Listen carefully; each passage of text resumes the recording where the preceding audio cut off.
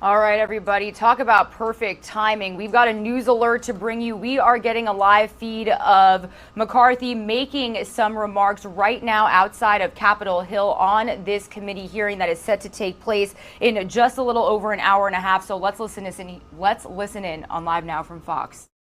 For more than 6 months. First time showing back up on January 3rd to vote for the Speaker. No hearings about the IG report. No movement of Rodney Davis's bill.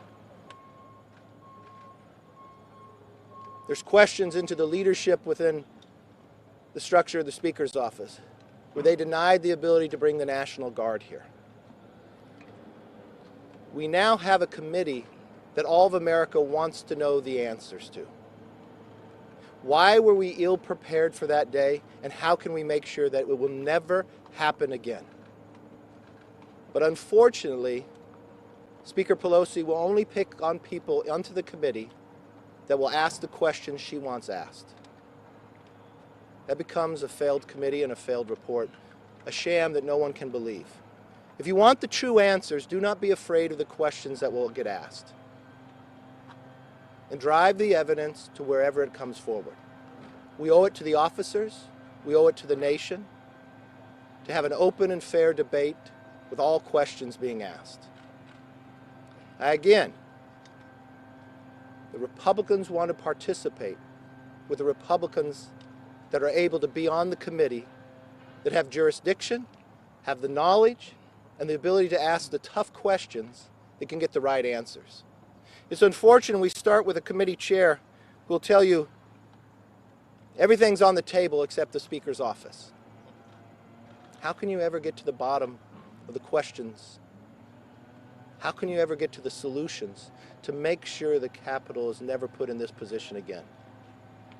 From December 14th, they knew. The last time there was a break in the line was during the Kavanaugh hearings. Why weren't changes made then? Why weren't action taken after the IG report?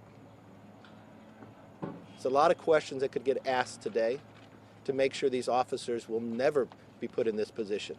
January 6th should have never happened.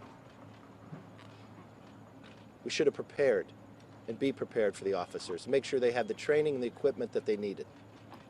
With that, I'd like to call up our whip, Steve Scalise. Thank you, Kevin, and I share those same sentiments. Our prayers go out to so many law enforcement officers who lost their lives in the last year. And every day, we thank those Capitol Police officers who risk their lives to keep us safe and to keep this Capitol hopefully open again to tourists who can come to the Capitol to see their government in action. But what we're here to talk about today is Speaker Pelosi's constant attempt to cover up facts that she doesn't want out there. You know, for weeks now, Jim Jordan and Jim Banks have been raising some very tough questions that need to be answered about why Speaker Pelosi didn't make sure that Capitol Police had all the tools they needed to be prepared for that day. Now, maybe because they were raising those questions, they got canceled by this new cancel culture that we see moving throughout the country, led by Speaker Pelosi and a lot of our socialist allies here in Congress, where they want to shut out voices that raise tough questions that they don't want to be asked or answered. And yet, they were starting to raise those questions about why the Capitol Police didn't have the tools they needed. What kind of intelligence did Speaker Pelosi get early off, weeks in advance, as Leader McCarthy talked about, that gave telltale signals that could have prevented what happened on January 6th? But Speaker Pelosi said that she doesn't want those questions asked, so she kicked them off the committee. She took an unprecedented step of refusing to allow members to be appointed by the minority leader to a select committee. Had never before happened in the history of Congress. And so as we see these kind of actions taken by Speaker Pelosi to cover up the facts that she doesn't want out there, it has completely debased the legitimacy of this commission, because clearly they're not searching for the truth. They're searching to get a narrative out that Speaker Pelosi has already written And anybody that's going to ask questions that go against that, she just has them removed so that they can't bring those questions up. That's not an investigative panel. People know that.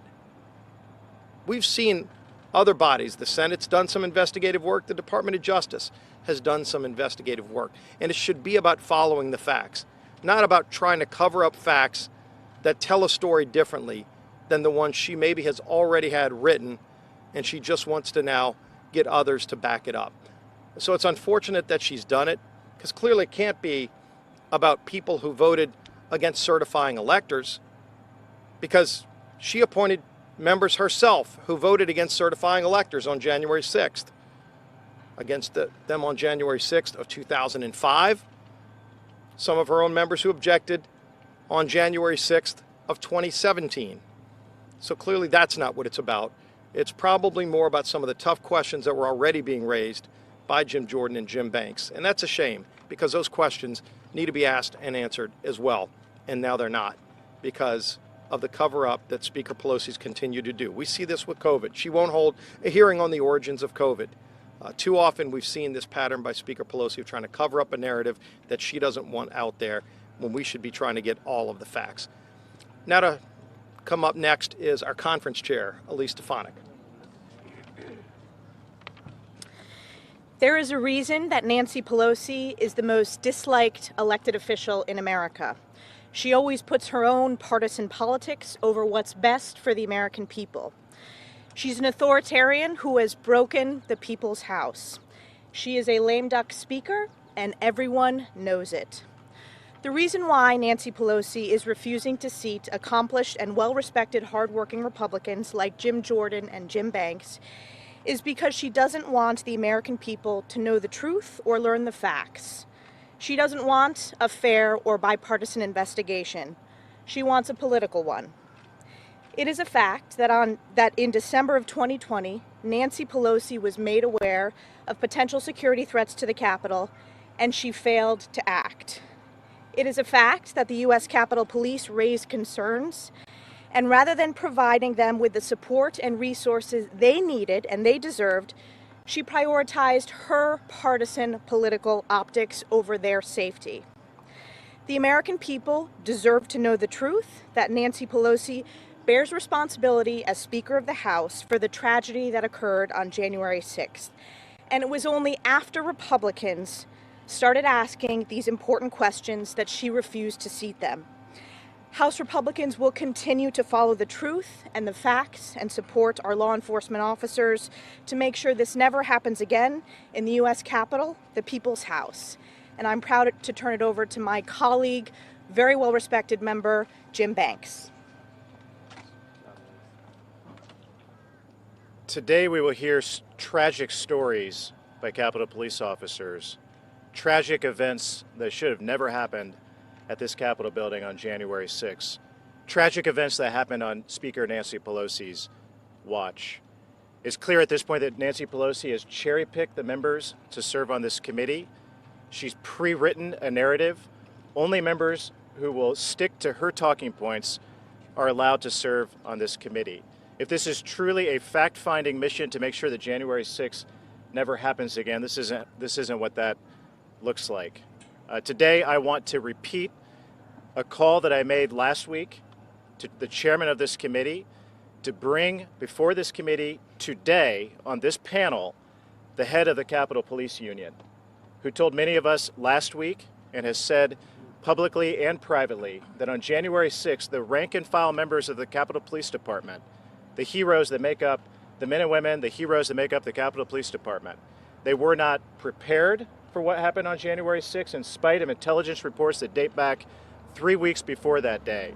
They weren't equipped on January 6th with the proper equipment that they needed to handle what happened that day. And they weren't trained for what was going to happen that day. As the Senate investigation report, a bipartisan report, already identified, there was a systemic breakdown of security, a lack of leadership at the very top of the United States Capitol Police who report and who Nancy Pelosi is ultimately responsible for that lack of leadership. That's where this committee should go if it's serious about making sure that something like this never happens again. Bring the head of the United States Capitol Police Union to sit on the panel today to provide a different perspective than the cherry-picked narrative that Nancy Pelosi wants the American people to hear. I repeat that call. I hope that the Democrats will think better of what they've already rejected the head of the Capitol Police Union. I hope they think better of it. Bring him before the panel today. Give him a chance to testify before the American people. Thank you. I'll defer to Representative Jordan. Why don't the Democrats want to get to the truth? Why don't they want to answer the fundamental question, which is why wasn't there a better security posture on that day? Let me just read from a news account from February of this year. Pelosi's office had previously impressed upon the Sergeant of Arms, Paul Irving, that the National Guard was to remain off Capitol grounds. Irving told House administration the discussion centered around the, quote, optics. Why were the Democrats so concerned about the optics? Why were they so concerned about how it would look? Because what happened last summer? It's all driven by what happened last summer, where Democrats normalized anarchy, normalized political violence, raised bail money for the very rioters and looters who destroyed small businesses, attacked innocent civilians, and maybe most importantly, attacked police officers. When you spend a year talking about defunding the police and actually defund the police, it's kind of hard to have more police here on January 6th like they should have done. That's the fundamental question. That's why this thing has turned into such a political charade. The police officers who will testify today, and frankly all Capitol Hill police officers, deserve to have more help that day. But the Democrats couldn't do it because of the political position they had taken all throughout last year. That's the fundamental question that won't be answered. That's why Republicans aren't serving on this committee. And now I want to yield to the ranking member of the House Administration, Mr. Davis. When Leader McCarthy asked me to be ranking member on the House Administration Committee in the last Congress, he told me to fix things around this Capitol, which is why, as he mentioned, we introduced the Capitol Police Advancement Act during the last Congress that would have increased transparency and accountability through semi-annual reports and addressing many of the issues that have been brought up for years in IG reports, GAO studies, and other different forms of communication with Congress. The Democrats chose not to advance our legislation to help our officers.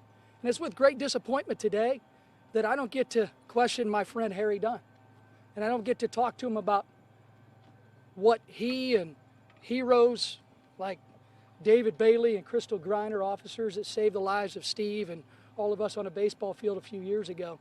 We don't get to ask the questions that will lead to why there was not a better security posture here on the Capitol complex. Harry is a friend. Harry and I hugged each other when we saw each other in the Capitol after what happened on January 6th. Harry has been to my office to talk about these issues. He knows that all of us here want to address the institutional problems with the structure that is set up to fail. The structure here in the United States Capitol is that the chief of police cannot make a final security decision without going to political appointees that make up the Capitol Police Board, his or her bosses.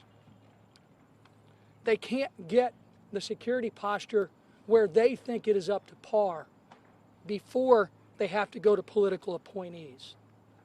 We've tried to fix this over the last few years, and the Democrats have stopped us every single step of the way. Now, if Speaker Pelosi thought that by vetoing Ranking Member Banks and Ranking Member Jordan from this committee that she would avoid the tough questions, well, she doesn't know the rest of us that well. And frankly, some of the questions that I think need to be asked of the Speaker, and I hope all of you that are in front of us today ask these questions. On January 6th at 1:43, Speaker Pelosi was passed a note while in the Speaker's chair on the House floor, requesting permission to seek support from the National Guard from then Sergeant at Arms Paul Irving, who was appointed by the Speaker and then subsequently fired that day by the Speaker. This is an account that has been confirmed by the Speaker's office. Why was the Speaker's permission even needed? By this time, pipe bombs had already been found outside the RNC and the DNC, and rioters had breached the steps. If Sergeant at Arms Irving felt he needed the Speaker's approval then, What were the instructions and conversations he had with the Speaker's office prior to January 6th?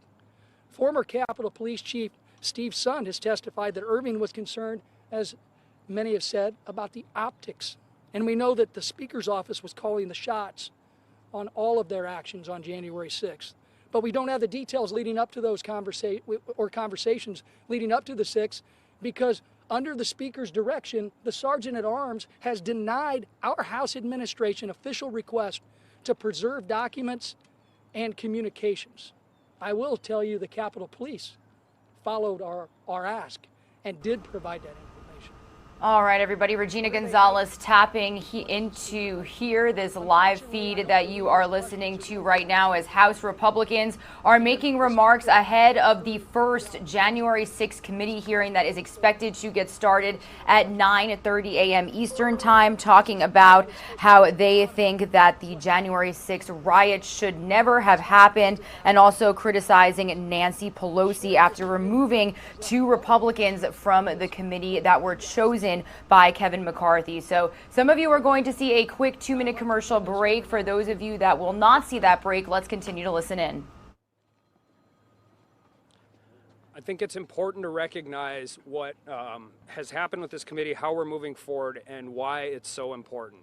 Taking Jim Banks and Jim Jordan off of this committee isn't just removing 2 members of the Republican conference. Jim Banks represents the largest caucus in the Republican conference. Jim Jordan is the ranking member on the Judiciary Committee. They represent millions of constituents across this country who feel like their voice has now been silenced. And so when we talk about making sure we know what happens and why it will never happen again, we also have to remember for the last 6 months, people haven't been able to come here because of it. For much of that time, we had National Guard soldiers on the ground. These grounds were protected by fencing and razor wire. This is more important than what we're doing here and what we're doing. We have to make sure that never happens again. We have to protect the people who work here. We have to protect the press who covers this place. We have to protect our law enforcement.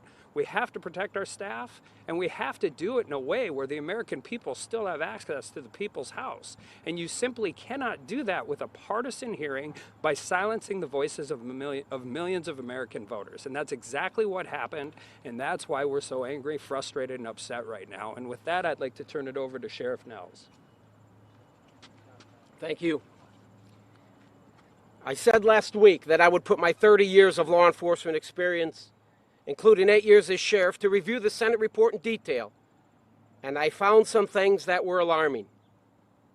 Specifically as it relates to the intelligence the Capitol Police had in their possession the days and weeks leading up to January 6th.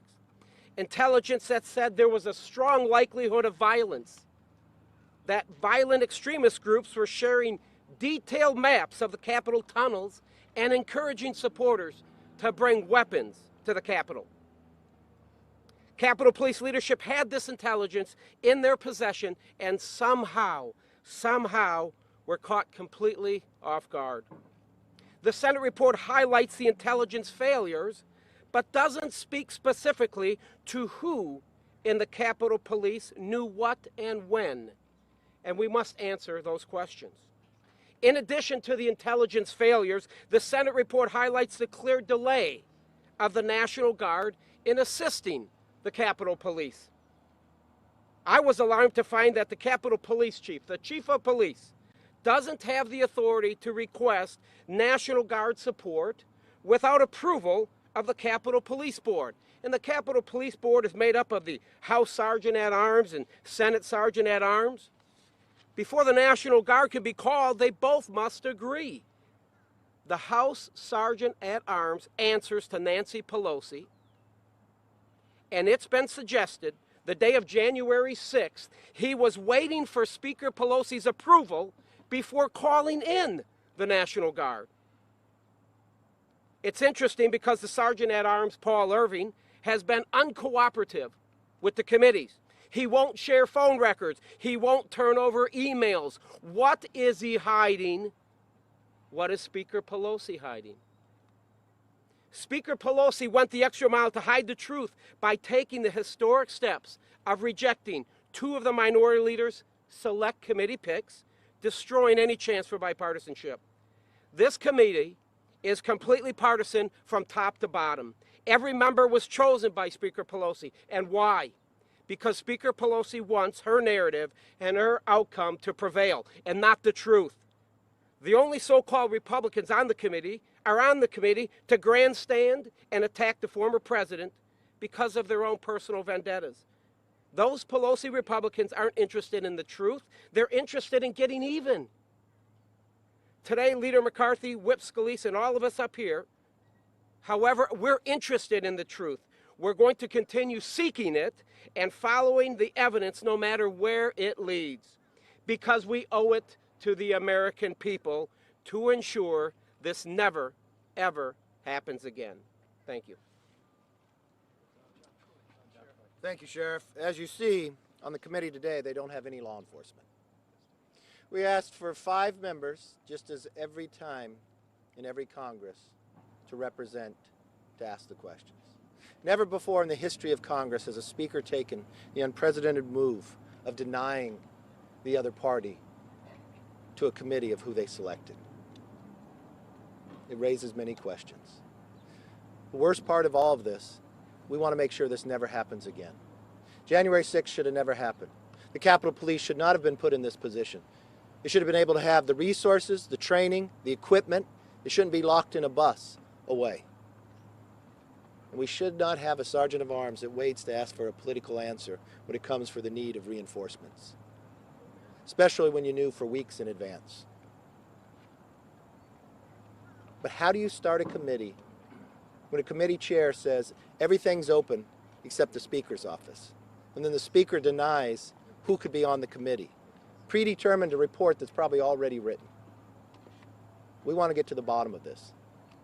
Take all the questions, make sure the questions are answered, and get to a solution. With that, I'll take some questions. Yes, ma'am. So you all in different iterations said that the Speaker is trying to cover up what happened on January 6th, but she didn't say the election was stolen. She didn't call her supporters here to the Capitol. So what role are you trying to cover up what the former president's role was on January 6th? Nothing. We're not predetermining any questions. We'd like to be on the committee to ask them. You've got a committee chair that questioned the election of George Bush. You've got a committee chair of this who was suing the president. You've got a committee chair of this who believes Republican senators are equal to terrorists and they should be on the terrorist watch list. You've got a member of Raskin who, before the president was even sworn in, said he should be impeached, who questioned the election before and objected to electors there. You got an Adam Schiff who we know is playing nothing but politics, lied to the American public that he had proof, took this country through an unbelievable false impeachment to find out that he lied to us. And the idea that she thinks these predetermined people will protect her, I think it should start off with everybody should be able to ask the questions. Let's get to the bottom of this. This should never happen again. When the Kavanaugh hearings took place, there was a break in the line of the Capitol Police. They are the majority party. Why didn't they take from that to be prepared for any other time coming forward? You've got a House administration that oversees a great deal of this. You had a chairman of that committee that had not been to Washington since May. You had IG reports that told you you were ill-prepared, the Capitol Police. Why would you damage the men and women that we've watched time and again put their life on the line? To go into the line of fire, you have Steve Scalise, Rodney Davis here that was on that baseball field. Why wouldn't we make that commitment to them? You have Rodney Davis who offered legislation as the ranking member in the minority that the majority would never bring up, even though the IG reports and others said it needed. Are those questions going to be asked? Are we going to be back at this situation again in the future? 2 questions for this entire committee should be, why were we so ill-prepared for that day? And how can we make sure this never happens again? And that's what should drive the committee. There may be buildup before that day that you're going to have to investigate. Speaker Pelosi worked 6 months trying to make sure that would never happen. We had an officer killed on Good Friday, just across here, based upon, if you listen to who made the killing of buying the knife and go out, it was politically motivated, but we're not going to investigate that. You have the FBI doing investigations. You want to make sure nothing in this committee gets in the way of that. You have an architect of the Capitol that has been appropriated $10 million to make sure this is better prepared. Why wouldn't we then ask the tough questions and make sure the Capitol Police have the resources, the training, and the equipment? That is what's being withheld, and that's what we complain about. Leader McConnell, Yes. the majority leader at the time, A week after the insurrection, you said that Trump was partly responsible for what happened. Do you still stand by that? I think from a standpoint, I'm looking at all the investigation as we go forward. I would have liked response faster. Having known what I know today, that you just listened to Rodney Davis, why would a sergeant of arms, when you have an insurrection going on, or protest out here, you got a line being broken, and you're the sergeant of arms, why would your first response be, I got to send a note to the speaker to see if it's okay if I can do my job to protect the men and women on the line? Why would that be your first reaction? Why? I don't think any of us knew that. Do you realize that the sergeant of arms, as being being the leader of the Republicans, never talked to me prior coming up to the 16th, even though they knew on December 14th? How many meetings did they have with the Speaker's office for the preparation? He never passed me a note that day. I would tell you, bring the National Guard. There are people out there who say there were phone calls to the Speaker that offered the National Guard prior to that day and was turned down. And being turned down, and you have to ask the Speaker on the day of what was going on? Why wouldn't you do your job? Why would you feel that in your job you couldn't make the decision? You were the officer. We have a sheriff for more than 30 years. I promise you this. In his capacity when he was sheriff, he did not think he had to call an elected official for anything for law enforcement that was going on. He knew his men and women were out there, and he needed to defend them. And he wanted to make sure they were prepared. That's why we want people in questions like that asked. Yes? Leader McCarthy, a lot of people, Representative Armstrong said that by not allowing Jim Banks or Jim Jordan on the committee, they're silencing millions of Americans. But aren't by pulling all of your members from the committee, aren't you preventing those real legitimate questions from being asked? And No. even if you think that the Democrats are being honest from counteracting some of those things. No. What you want is, the one thing we have in our government, you don't get 100% of what you want. You have to find compromise. This is the only situation in the history of a select committee by a speaker to try to predetermine what could be asked and what the results could take place. She has fought this for 6 months. At the same time of those 6 months, 2 committees in the Senate, bipartisan, has done an investigation. And then when we came to this solution, partisan-based, and we offered no subpoena power, 5 members, never in the history of Congress has this taken place. Why? Why would that take place?